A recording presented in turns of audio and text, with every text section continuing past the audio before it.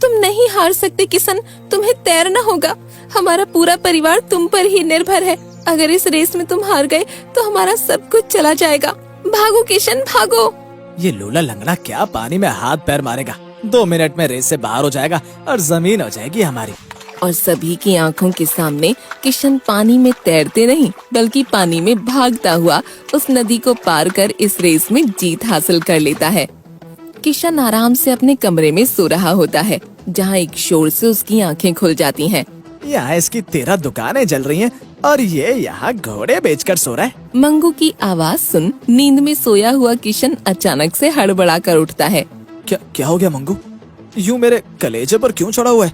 ऐसा क्या हो गया? भूकंप आ गया क्या? वही समझ, वो सेठ धनराज तेरी दुकान जलाने को उतारू हुआ पड़ा है। अगर तू समय पर अपनी दुकान में ना पहुंचा तो वो भी हो जाएगा। सेठ के लोगों ने तेरी दुकान को जब्त कर लिया है। सभी मिलकर तेरी दुकान में आग लगाने वाले हैं। क्या? तभी हाथ में पूजा की थाली लिए किशन की पत्नी जलेबी दरवाजे पर आती है। मंगू की बात सुनकर उसके हाथों से पूजा की थाली गिर जाती है। ये क्या कह रहे हैं आप मंगू भैया? किशन जल्दी चलो, इसके पहले सेठ धनराज हमारी एक दुकान को भी हड़प ले। हमें वहाँ पहुँचना होगा। फौरन जलेबी और किशन अपनी मोची की दुकान पर पहुँचते हैं, जहाँ वो देखते हैं सेठ धनराज कोने में खड़ा हुआ है। अपने लोगों को किशन की दुकान को जलाने का आदेश दे रहा है। इसकी दुकान का सारा सामान निकाल कर बेच दो और जला दो दुकान को। फिर इसी जगह पर मैं अपना नया प्रोजेक्ट डालूंगा। बाकी सभी दुकानों के लोग वहाँ भीड़ लगा लेते हैं और सभी लोगों के सामने जैसे ही सेठ धनराज का आदमी माचिस की तीली जलाकर किशन की दुकान में फेंकने जाता है, किशन भागते हुए उस आदमी को धकेल देता है और सेठ धनराज के पैरों पर गिर पड़ता है। माचिस की तीली दूसरी तरफ गिर जाती है कचरे के ढेर में और उसमें आग लग जाती है।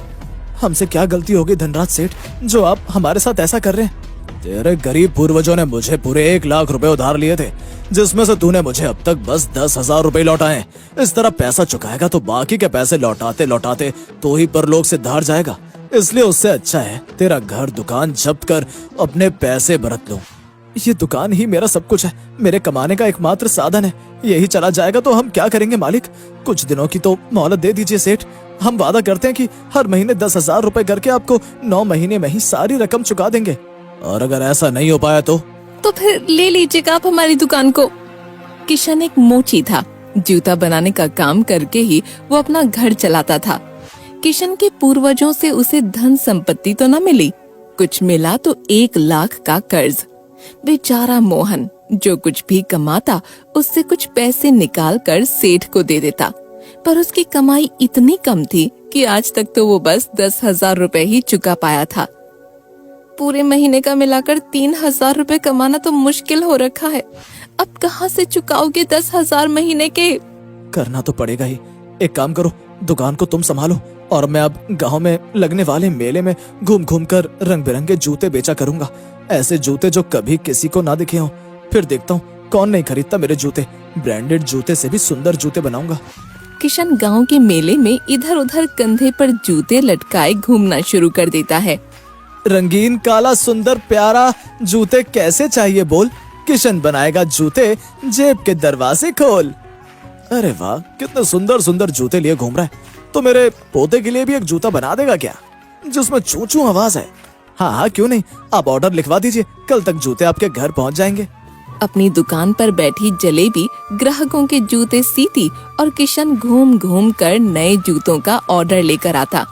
फिर दोनों पति पत्नी पूरी रात जूते बनाने का काम करते। जलेबी और किशन दिन रात मेहनत करते, जिससे अब ऐसा लग रहा था कि उनकी बिक्री 2 गुनी हो जाएगी। महीने के 10 दिन ही गुजरे और 3,000 रुपए की कमाई हो गई। मुझे लगता है हम 10,000 से ऊपर की कमाई भी कर लेंगे इस बार। किशन की बात धनराज सेठ का आदमी सुन लेता है और सेठ को इस बारे में बता देता है। ध्यान रखो, ऐसा होना नहीं चाहिए। अगर उसने मोची का काम कर मुझे 10,000 रुपए दे दिए तो फिर मैं उसके 10 लाख की दुकान और 20 लाख के घर को हड़पूंगा कैसे? कुछ भी करो, उसे जूते बनाने से रोको। रात को जब किशन और जलेबी अपने घर पर सो रहे होते हैं तो पीछे से सेठ के आदमी जाकर उसकी दुकान से सारा चमड़ा चोरी कर लेते हैं। सुबह रोज की तरह फिर से बाजार में हलचल होने लग जाती है। चहल पहल के बीच जलेबी दुकान पहुंचती है। अरे रेखा, तू तो यही ठेला लगाती है ना? तूने क्या रात को किसी को मेरी दुकान के आसपास आते देखा था क्या? नहीं दीदी, कल तो मैं सब्जियां बेचकर 6 बजे अपने घर को चली गई थी। वैसे क्या हुआ? सब खत्म हो गया। हाथ में 10 जूतों का ऑर्डर था और किसी मुए ने हमारा चमड़ा ही चोरी कर लिया। अब कैसे बनेंगे जूते? ऊपर से एक खास किस्म का कपड़ा भी लेकर आए थे किशन। एक दूल्हे की मुंजड़ी बनानी थी, रात को उसकी बारात है। कैसे होगा सब? हे भगवान। अब तक किशन और जलेबी ने जो भी रकम कमाई थी वो फिर से चमड़ा लाने में खर्च हो जाती है। दिन पर दिन बीतते जाते हैं और अब मुश्किल से महीना पूरा होने में 5 दिन ही बाकी थे। इस चिंता में डूबा हुआ किशन रात को जूते बना रहा होता है। तभी उसकी दुकान पर एक अनोखा सा आदमी आता है। इस अंधेरी रात में जगमगाते जूते पहनकर उड़ने का मजा ही कुछ और है। लगता है तुमने कुछ ज्यादा ही नशा कर लिया है। इस हालत में आगे मत जाओ वरना नदी में बह जाओगे। मैं कुछ देर में अपने घर के लिए निकलने वाला हूँ। चलो मेरे साथ वहाँ आराम कर लो, सुबह वापस चले जाना। अगली सुबह जब किशन नींद से उठता है तो वो अनजान आदमी वहाँ नहीं होता। वहाँ होता है तो दरवाजे के पास रखा उस अनजान आदमी का जूता। न जाने वो कहाँ चला गया। खैर, मैं मेले में ऑर्डर लेने निकलता हूँ। किशन मेले में निकलता है जहाँ वो देखता है कि एक रेस की अनाउंसमेंट हो रही है, तैराकी रेस, जिसमें सबसे पहले नदी पार करने वाले को 1 लाख रुपए मिलने वाले थे। अरे वाह, तैराकी तो मुझे बचपन से ही आती है। ये रेस जीतकर मैं अपना पूरा कर्जा चुका लूंगा। किशन रोज सवेरे उठकर तैराकी की प्रैक्टिस करने लगता है, पर सेठ धनराज को ये कहाँ पचने वाला था। सेठ धनराज के लोग चुपके से किशन का चेहरा बांधकर उसे मारते हैं ताकि वो इतना घायल हो जाए कि रेस के दिन तैर ही ना पाए।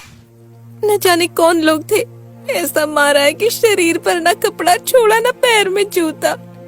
कैसे क्या होगा? आज आखिरी दिन है। कुछ न कुछ हो जाएगा, तू फिक्र ना कर। रेस के लिए निकलने की हड़बड़ी में गलती से किशन उस अनजान शख्स के जूते अपने पैर में डालकर घर से निकल पड़ता है। रेस शुरू हो जाती है और सभी तैरना शुरू कर देते हैं। कुछ देर तैरने के बाद किशन का शरीर जवाब लगता है। तुम नहीं हार सकते किशन, भाई तैरना होगा। हमारा पूरा परिवार तुम पर ही निर्भर है। अगर इस रेस में तुम हार गए तो हमारा सब कुछ चला जाएगा। भागो किशन, भागो। ये लूला लंगड़ा क्या पानी में हाथ पैर मारेगा? 2 मिनट में रेस से बाहर हो जाएगा और जमीन हो जाएगी हमारी। और थकावट के कारण किशन पानी में डूबने लग जाता है। बिना कुछ सोचे समझे जलेबी आगे बढ़ जाती है और नदी में चलती हुई अपने पति के पास पहुंच जाती है। ये जूते तो जादू है, इन्हें पहनो किशन और जीत लो इस रेस को। और सभी की आंखों के सामने किशन पानी में तैरते नहीं बल्कि पानी पर भागता हुआ उस नदी को पार कर इस रेस में जीत हासिल कर लेता है।